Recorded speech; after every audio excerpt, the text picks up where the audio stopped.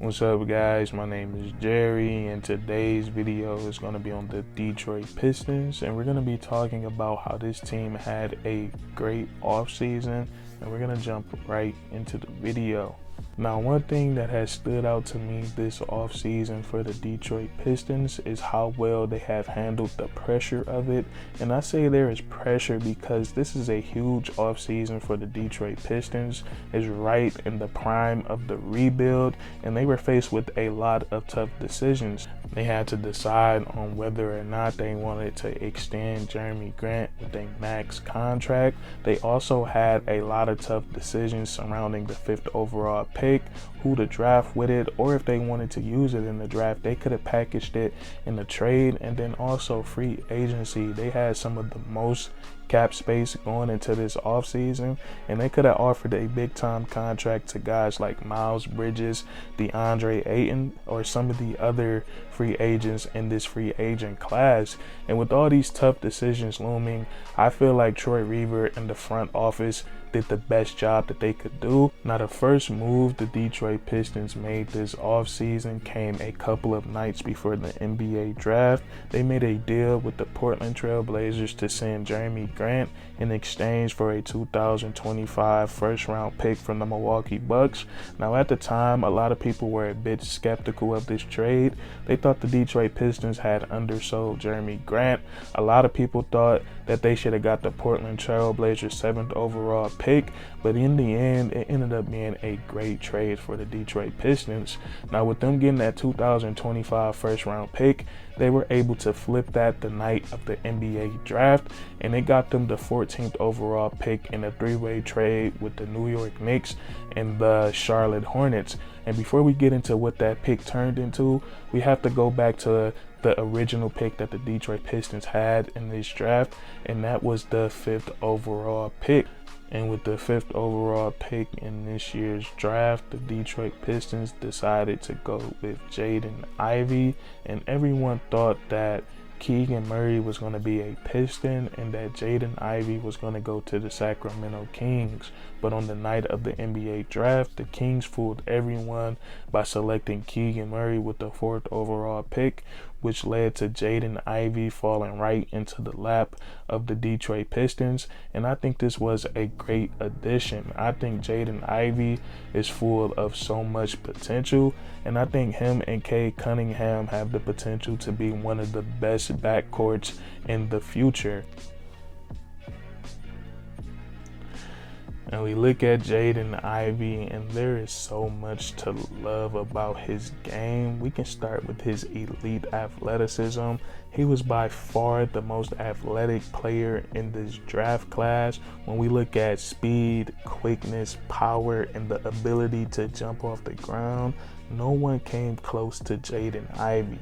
And what makes Jaden Ivey so dangerous on the offensive side of the ball is his ability to control that elite speed and athleticism. Watching him in college, he did a great job of changing pace of speed. He has a great handle on the ball. He can break down defenders, and as soon as he catches the defense napping, he uses that elite quick first step to get to the rim. And once he gets to the rim, there's nothing you can do with Jaden Ivey. He's very agile, does a great job of contorting his body to make those acrobatic layups. He can finish through contact with either hands, or he can just go up and punch it on you. And another thing to love about his game is that he is never afraid to initiate contact. He does a great job of putting constant pressure on the defense, which leads to them fouling him. And he lived at the free throw line in college. And then there's other parts to love about his game.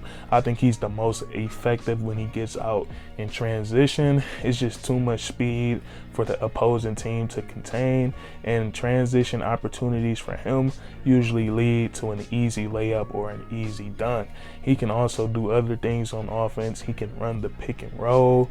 He can set up himself, or he can set up his teammates out of that set, and then he can knock down the three-point shot. A lot of people think he just has a broken jumper, but his last season in college, he knocked down the three ball at a 36% clip, which isn't the best, but it isn't terrible. So that's something that he can work on to become better at. But nonetheless, I love Jaden Ivey for the Pistons, and I cannot wait to watch him play with this squad. And then we look at what else they did in the NBA draft. The Detroit Pistons also selected Jalen Duren with the 14th overall pick. And this is why the Jeremy Grant trade was so important. The 2025 first round pick that they got from the Portland Trail Blazers that belonged to the Milwaukee Bucks, they were able to use that in a trade with the New York Knicks and the Charlotte Hornets.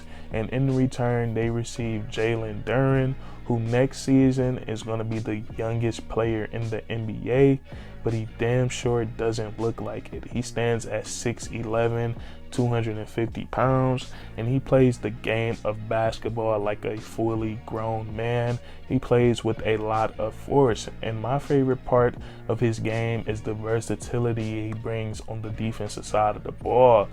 He's a great rim protector and does a great job at blocking shots, and I love what he does in pick and roll defense. He uses his long wingspan to his advantage. He does a great job of disrupting bounce passes, lob passes, and he's also athletic enough to switch onto smaller players, and he does a great job of forcing them into a bad shot or a tough situation.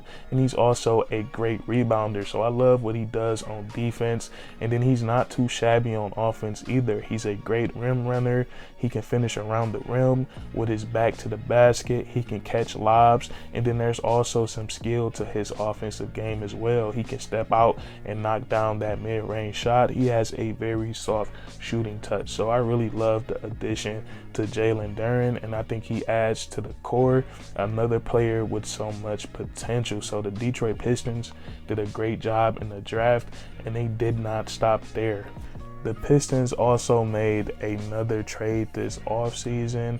We know the Pistons have a great, young, exciting core, and one thing every young core needs is some veteran presence to help them win some ball games, and that's exactly what the Detroit Pistons went out and got in this trade. They were able to work out a deal with the New York Knicks. They sent away a 2025 second round pick with an additional player, and in return they received Alec Burks and Nerlens Noel.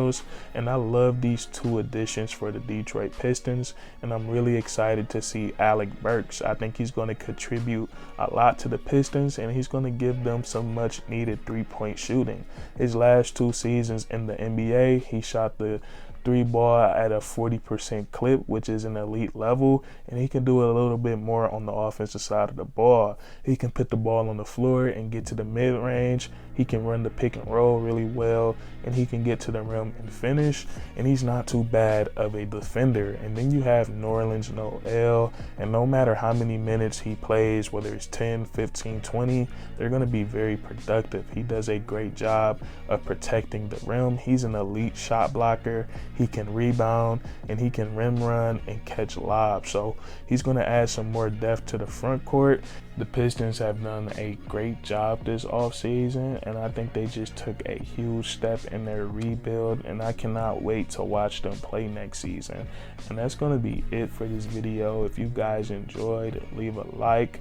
Let me know down in the comments what you think, and then subscribe for more weekly content. We do this all the time, man. And that's curtains.